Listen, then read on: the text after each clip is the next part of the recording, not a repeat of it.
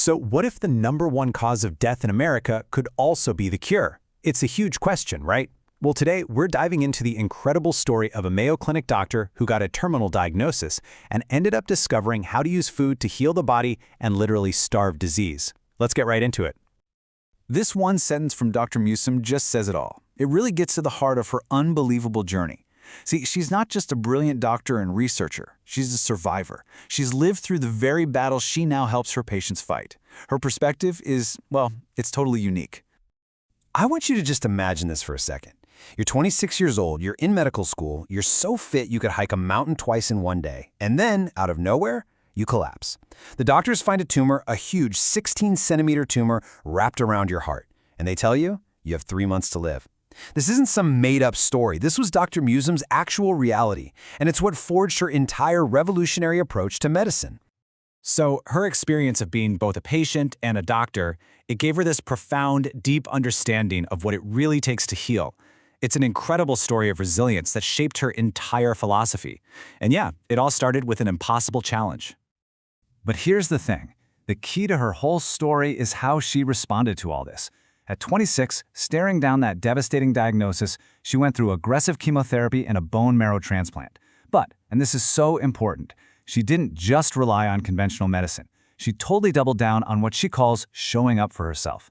She got laser-focused on exercise, nutrition, and developing a powerful mindset.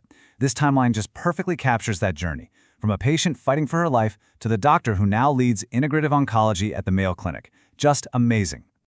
And that personal battle, it led her to a fundamental truth, a truth about the very thing we all consume every single day, food. And she realized it can be both the problem and the solution. And listen, this isn't an exaggeration. This is a startling finding published in the Journal of the American Medical Association. The food we eat is the #1 driver of death in the United States. So what exactly is going on here? Well, the scale of the problem is just staggering. A full 60% of the modern American diet is made up of these ultra-processed foods. And for our kids, that number jumps to a shocking 67%. I mean, when our diet is so dominated by these manufactured products, there's just no room left for the good stuff. And this really brings us to the core message here. Every single time you eat, you're at a crossroads. You can choose a diet filled with ultra-processed foods that can contribute to disease, or you can choose food as medicine, giving your body the exact tools it needs to heal and to thrive. Okay, so if we want to choose medicine over poison, where do we even begin? Well, Dr. Musim highlights 5 incredibly powerful food groups that can help your body fight back against disease. All right, first up, berries. And here's some great news. You don't have to buy the expensive fresh ones. Frozen berries are just as powerful. They are packed with these amazing plant compounds called anthocyanins. You can think of them as the deep, rich pigments that give berries their beautiful color. And they also happen to act like little bodyguards for your cells, helping to fight off the kind of damage that can lead to cancer. And get this, the data is just incredible. A huge study found that for breast cancer survivors, eating just 2 servings of berries a week was linked to a 25% reduction in the risk of dying from the disease. That is a massive, massive impact from such a simple change. Now, if you thought berries were good, wait till you hear about purple sweet potatoes. These things are an absolute powerhouse. Seriously, they contain 150% more of those cancer-fighting anthocyanins than even blueberries do. It's really no wonder they're a staple food in Okinawa, Japan, one of the world's longevity hotspots. Next on the list are cruciferous vegetables. We're talking broccoli, cauliflower, Brussels sprouts, you know the ones. These veggies are basically masters of detoxification. They help your body's natural cleansing process and can even help balance out hormones, which is so important. Okay, let's talk about beans and legumes. These are all about fiber, which is a nutrient that almost nobody in America gets enough of. We're talking 95% of men and 91% of women are deficient. Fiber is kind of like a cleanup crew for your body. It helps with digestion, controls blood sugar, and removes waste.